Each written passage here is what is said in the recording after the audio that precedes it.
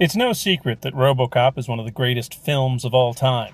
A science fiction classic from 1987, RoboCop tells the story of Detroit police officer Alex Murphy, who was killed in the line of duty and resurrected as the one-man SWAT team, a synthesis of metal and flesh, RoboCop. It's a film that has spawned several sequels, a television series, cartoons, comics, reboots, and countless other offshoots. It's also a film that has left its mark on movie history, and I think I may have spotted one that I don't think anyone really talks about, like the connection between RoboCop and Iron Man.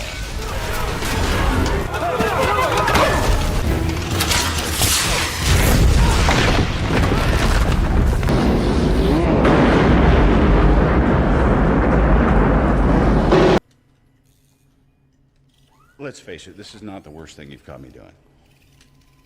There's a scene in RoboCop where Robo thwarts an attempted robbery at a convenience store. In the film, during Murphy's first night out as the eponymous RoboCop, there's a scene where a criminal comes into a mom-and-pop convenience store while the owners are watching the in-universe television show It's Not My Problem. You know, the I'd buy that for $1 show that pops up a few times during the movie.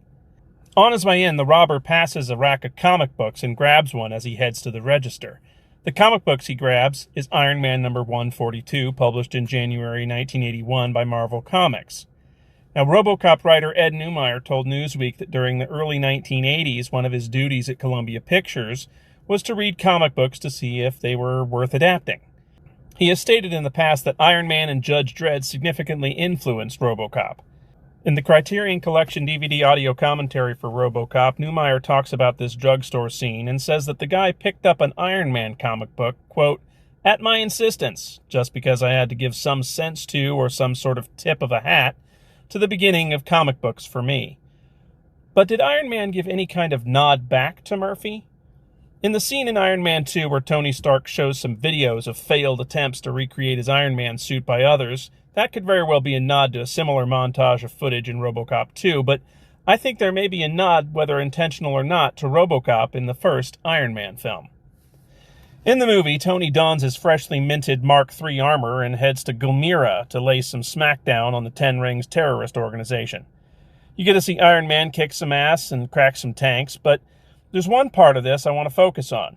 After Tony arrives, he dishes out some arc-powered vigilante justice, and one of the bad guys takes cover behind a wall and tries to phone a friend. It doesn't end well for him. Iron Man punches his way through the wall and throws him to the ground, leaving the bad guy at the mercy of the residents of Gulmira.